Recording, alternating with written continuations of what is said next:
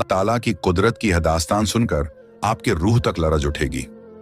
एक मामूली सी बकरी को अल्लाह ने बोलने की सलाहियत बख्शी और वो बेजुबान मखलूक अचानक कातिल औरत के खिलाफ गवाही देने लगी। लेकिन बात सिर्फ गवाही तक महदूद नहीं रही। इसके बाद जो मंजर पेश आया उसने पूरे गांव को सन्न कर दिया। ये वाकया सिर्फ एक कहानी नहीं बल्कि सब्र, अदल और सच्चाई की अजीम मिसाल है। तो आइए इस इबरतनाक दास्तान को आखिर तक जरूर सुने।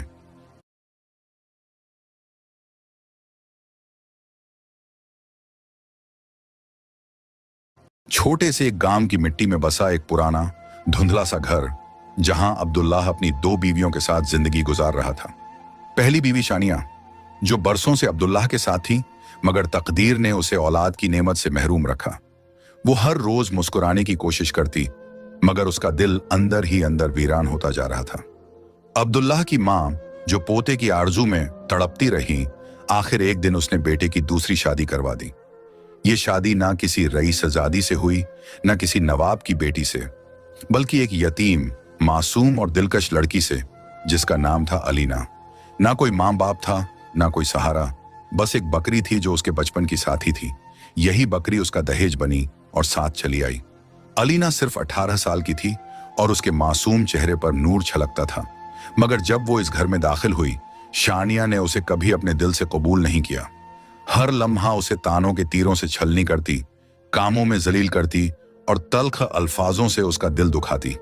मगर अलीना सब कुछ चुपचाप बर्दाश्त करती। जब दिल टूटता, वो अपनी बकरी को गले लगाकर आंसू पोंछ लेती। कुछ महीनों बाद अल्लाह ने अलीना को उम्मीद की खुशखबरी अता की। अब्दुल्लाह की खुशी का ठिकाना न रहा। गांव में मिठाइयां बांटी गईं। अब्दुल्लाह ने शुक्राने के नफल नमाज पढ़े और अल्लाह का शुक्र अदा किया। मगर शानिया का दिल झलकर राख हो गया। उसकी रूह में हसद का झर फैल गया था। वो अलीना से और भी ज्यादा नफरत करने लगी। मगर अलीना अब भी सब्र का पायकर बनी रही। जब 9 महीने पूरे हुए, अल्लाह ने अब्दुल्लाह और अलीना को एक प्यारी सी बेटी से नवाजा, जिसका नाम रखा गया अनाया। घर रोशन हो गया। अब्दुल्लाह की मोहब्बत अनाया के लिए हद से बढ़ गई। ये देखकर शानिया का दिल अंदर ही अंदर सड़ता रहा। उसे अलीना की खुशी और बच्ची की मुस्कान से नफरत हो गई थी। एक रात जब अब्दुल्लाह किसी जरूरी काम से शहर रवाना हो गया, शानिया ने वो कुछ करने की ठान ली जिसे सुनकर इंसानियत शर्मसार हो जाए। गांव की नींद में डूबी रात में शानिया दबे पांव अलीना के कमरे में दाखिल हुई। अलीना नींद में थी और उसकी मासूम बेटी अनाया उसके पास सो रही थी। शानिया ने कांपते हाथों से अनाया को उठाया, चादर में लपेटा और घर से बाहर निकल आई।